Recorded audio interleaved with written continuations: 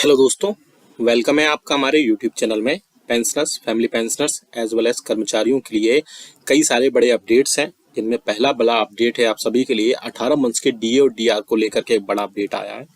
साथ ही साथ दूसरा बड़ा अपडेट फिटमेंट फैक्टर 3.68 और फिटमेंट फैक्टर 3 को लेकर के आया है। आपको जानकारी के लिए बता दूं कि फिटमेंट फैक्टर ही वो क्रूशियल रोल प्ले करता है जिससे आपकी पेंशन, आपकी सैलरी और आपकी बाकी चीजें जो एरियर्स वगैरह हैं वो बढ़ते हैं।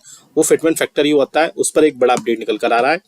साथ ही साथ बड़े अपडेट्स हैं जो पेंशनर्स ने कमेंट्स किए थे, उनको कुछ जानकारियां चाहिए थी। आपने देख सकते हैं कि आपके भी कमेंट्स इसमें होंगे।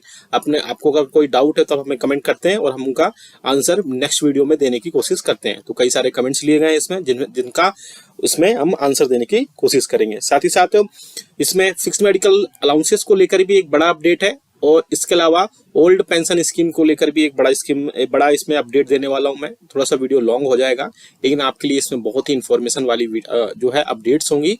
साथ ही साथ कई सारे आपको जानकारियां देखने को इस वीडियो में मिलेंगी, इसलिए इस वीडियो को पूरा लास्ट तक देखिएगा। और अगर चैनल पर पहली बार आए या पहली बार हमारे वीडियो को देख रहे हैं तो आपसे एक रिक्वेस्ट है कि आप हमारे चैनल को फ्री में सब्सक्राइब जरूर करिएगा।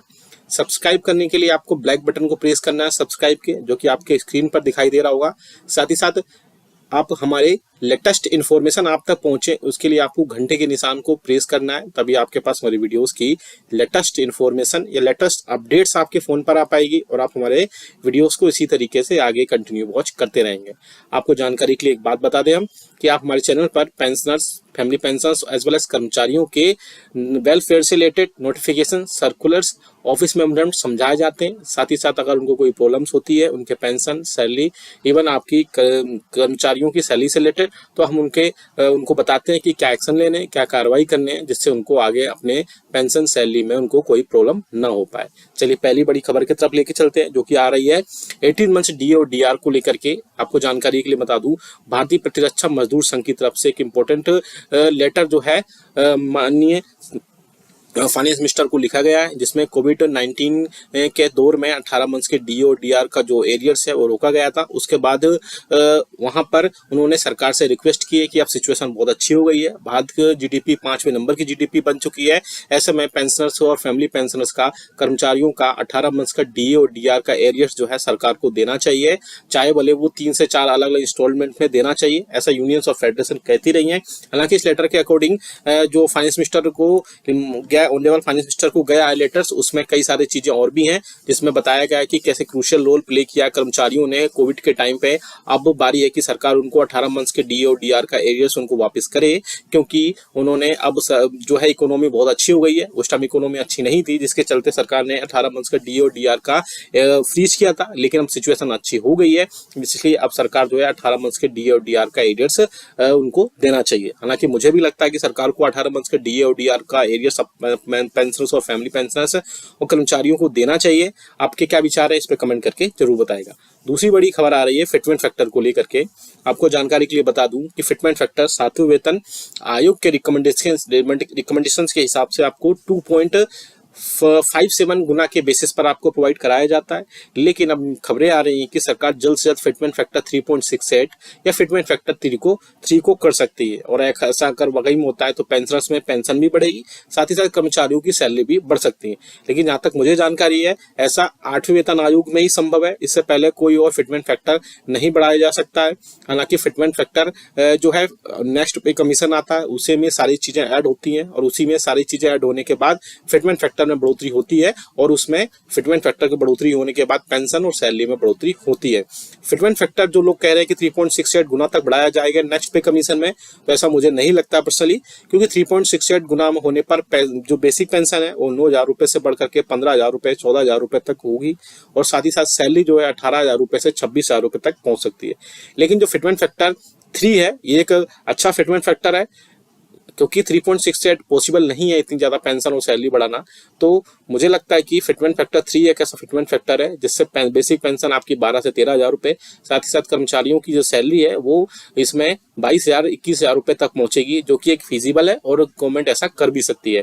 तो आपके क्या विचार है इस फिटमेंट फैक्टर पर, आप हमें जरूर बताइएगा। अब लेकर चलते हैं आपको पेंशनर्स के कमेंट्स के, जो आप ही लोगों के कमेंट्स होते हैं जिसमें आपको कुछ समस्याएं होती हैं, उनको हम बताते हैं। सामने कमेंट देख पा रहे हैं जो कि मिस्टर भीमराव जी ने भेजा है, जिसमें उन्होंने बोला है कि I am pensioners my DR from January to March not received up to 11/4/24। क्योंकि अब आपको पता है कि अभी तक आपको एरियर्स जो है वो नहीं मिला है। एरियर्स अब आपको मिलेगा। हालांकि पेंशनर्स का जो पेंशन भी आई थी वो 46% के ही हिसाब से आई थी, उसमें किसी भी टाइप से बढ़ोतरी नहीं हुई थी। अब आपको जो इस मंथ की सैलरी मिलेगी उसमें आपको आपकी पेंशन बढ़ के मिलेगी। साथ ही साथ कर्मचारियों का जो एरियर्स है वो तो उनके खातों में आना स्टार्ट हो गया है, लेकिन पेंशनर्स के जो डीआर है वो भी जल्द से जल्द 3 मंथ का जो एरियर्स है आपका जनवरी, फरवरी और मार्च मंथ का आपका एरियर्स जरूर आपको मिल जाएगा। आपको परेशान होने की जरूरत नहीं है। तो आपको आंसर मिल गया होगा mister Bhimrao ji. Next comment आप देख सकते हैं। नेक्स्ट कमेंट किया है किस लिए? नेक्स्ट कमेंट में नाम नहीं है, लेकिन आप अपना देख सकते हैं। यूजर BC6TP करके है। इन्होंने लिखा है, सर CP ग्राम का फोल्डर नहीं बन रहा है, क्या करें? साइबर वाले के पास CP ग्राम से क्लेम कर सकते हैं क्या?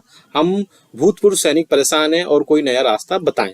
तो आपको मैं बता दूं, CP ग्राम को लेकर के अगर आप कहते हैं, आप कमेंट बॉक्स में बहुत सारे कमेंट्स करते हैं कि आप एक वीडियो बना दीजिए कि आपको कैसे कंप्लेंट्स करनी है CP ग्राम कर, तो हम आपको एक सेपरेटली एक वीडियो बनाकर दे देंगे। आप साइबर कैफे वाले के पास भी जा सकते हैं, वहां से भी आप अपनी कंप्लेंट रेज कर सकते हैं। CP ग्राम आपके लिए बहुत अच्छा ऑप्शन होता है।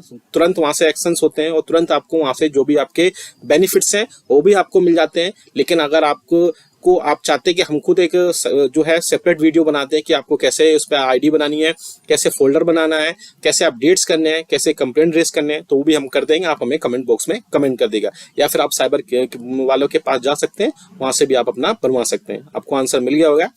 नेक्स्ट हम देख सकते हैं, मिस्टर सतीश कुलकर्णी ने जी ने एक जो है कमेंट किया था और उन्होंने पूछा था कि अब तक तो 4% बाकी भी नहीं मिला। तो मैं आपको पहले ही बता चुका हूं कि आपको 46% महंगाई भत्ते और महंगाई राहत के साथ ही आपको मार्च की पेंशन मिली है। अब आपको इस जो मंथ की पेंशन है यानी अप्रैल मंथ की पेंशन है वो आपको क्लियरली मेंशन है कि आपको इसमें बिल्कुल मिल जाएगी। आपको और जो बाकी एरियर्स है वो भी आपको इसमें प्रोवाइड करा दिया जाएगा। आपको इसमें कोई भी आपको डरने की जरूरत नहीं है, आपकी पेंशन आपको मिल जाएगी। तो मिस्टर सतीश कुलकर्णी जी का आंसर आपको मिल गया होगा।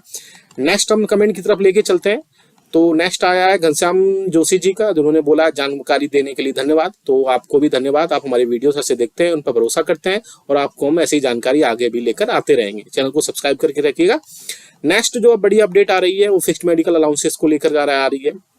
बेसिकली बहुत सारे पेंशनर्स ऐसे हैं जिनको फिक्स्ड मेडिकल अलाउंसेस भी नहीं मिलता और ECHS के फायदा भी नहीं मिलता है।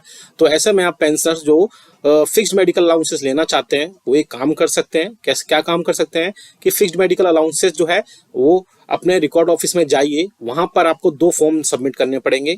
पहला जो फॉर्म होगा नॉन मेंबरशिप ऑफ ECHS होगा, यानी कि जो ECHS का आपने मेंबरशिप नहीं ले रखी है उसके लिए एक फॉर्म आता है, वो फॉर्म फिल करिएगा और उसको वहां पर सबमिट कर दिएगा। दूसरा जो है आपको सर्टिफिकेट देना है, non payment certificate from bank CPCC, यानी आपको जो आप बैंक से एक नॉन पेमेंट सर्टिफिकेट मिलेगा वो आप वहां पर सबमिट कर देंगे, जिसके चलते वहां पर आपको सारे अपडेट्स मिल जाएंगे और आप वहां पर अपना fixed medical allowances record office में सबमिट करिए डॉक्यूमेंट्स दोनों, और आपका फिक्स्ड मेडिकल अलाउंसेस स्टार्ट हो जाएगा और आपके खाते में जो भी फिक्स्ड मेडिकल अलाउंसेस के रूप में पैसे मिलते हैं वो आना स्टार्ट हो जाएंगे। और अगर आप ECHS की फायदा ले रहे हैं तो आप वो लेते रहिए, क्योंकि ECHS ज्यादा बेस्ट है FMA से। FMA में 1000 रुपए ही मिलते हैं, लेकिन इसमें बढ़ाने की भी बात चल रही है फिक्स्ड मेडिकल अलाउंसेस को। लेकिन अभी कंसर्न मिनिस्ट्री से यानी ministry of health and family welfare से इसमें अपडेट निकलकर अभी आया नहीं है।